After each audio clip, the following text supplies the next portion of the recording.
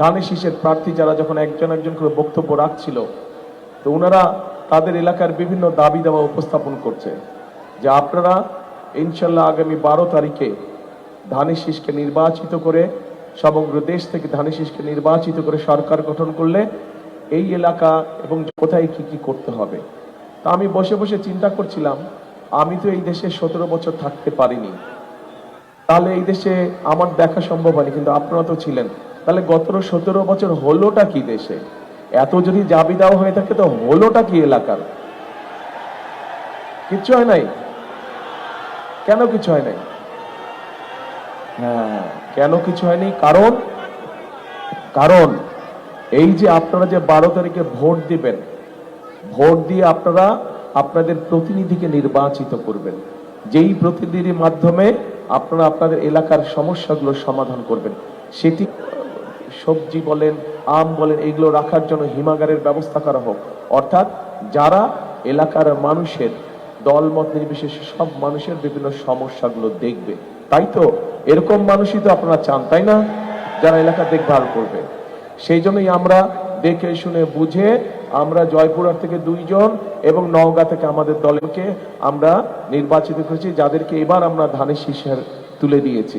আসেন তো ভাই, আপনারা একটু সামনে আসেন তো। 6 জনে 8 জন, সরি 2 জনের 8 জন, শুধু প্রার্থীরা, অনলি প্রার্থীরা। দাঁড়ান, আমার পাশে দাঁড়ান। রানা আসতে ভাই, ধাক্কা মেরে, তুমি ধাক্কা মেরে পড়ে যাবো। দাঁড়ান, যে কোনো দাঁড়ায় যান। এই যে তুলেন, ধানের শীষ তুলেন। এই 8 ব্যক্তি সবাইকে এদের দায়িত্ব দিয়ে দিয়েছি, নির্বাচিত হবে। নির্বাচিত হওয়ার পরের দিন থেকে এলাকার উন্নয়নের জন্য তারা কাজ শুরু করবে। কাজেই আমরা কি এই 8 জনকে নির্বাচিত করবো ইনশাল্লাহ 12 তারিখে? ইনশাল্লাহ। বসেন সবাই, ধন্যবাদ, বসেন। প্রিয় ভাই বোনেরা, এই যে নওগাঁ জেলা বা জয়লা, এই দুটো জেলায় কিন্তু, বিশেষ করে নওগাঁ জেলা, আমরা জানি বাংলাদেশের ধানের ভান্ডার। বাংলাদেশের সবচাইতে বেশি ধান এই নওগাঁ জেলা হয়।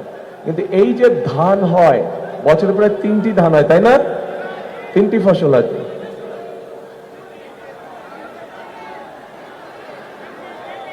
ওয়ান টু থ্রি, তাই তো কইলাম ভাই, আমি তো 1 2 3 বলছি। হ্যাঁ, 3। এই যে 3টা হয়, এটা কবে থেকে হলো? এটা শহীদ জিয়াউর রহমানের সময় থেকে এটা শুরু হলো।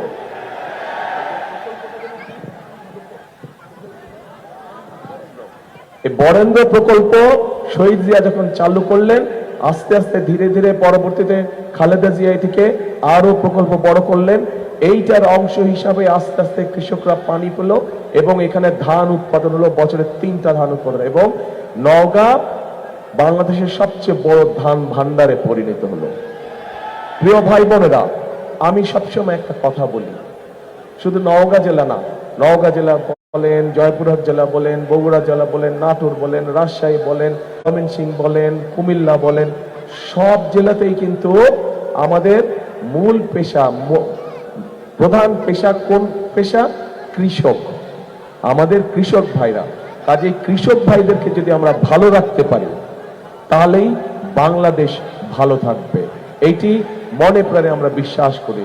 শহীদ রাষ্ট্রপতি জিয়াউর রহমান সেই জন্যই কৃষকদেরকে ঋণ দেওয়ার ব্যাপারে, কৃষকদেরকে পানি সেচের ব্যবস্থা করার জন্য বিভিন্ন পদক্ষেপ গ্রহণ করেছিলেন। এখানে অনেক মুরব্বী আছেন, এখানে অনেক কৃষক আছেন, মুরব্বী কৃষক আছেন। আপনাদের মনে আছে, দেশনেত্রী খালেদা জিয়া যখন প্রথমবার সরকার গঠন করলেন, তখন উনি 5,000 টাকা পর্যন্ত কৃষি লোন সব উনি মওকুফ করে দিয়েছিলেন। 10,000 টাকা পর্যন্ত কৃষি ঋণের সুদ। মনে একজন আমাদের সদস্য, একজন প্রার্থী, উনি দাবি করে দিয়েছেন যে, একটি দাবি তুলেছেন যে আগামীতে ইনশাল্লাহ আমরা সরকার গঠন করলে 10,000 টাকা পর্যন্ত কৃষি ঋণ মওকুফ করে, বলছে না?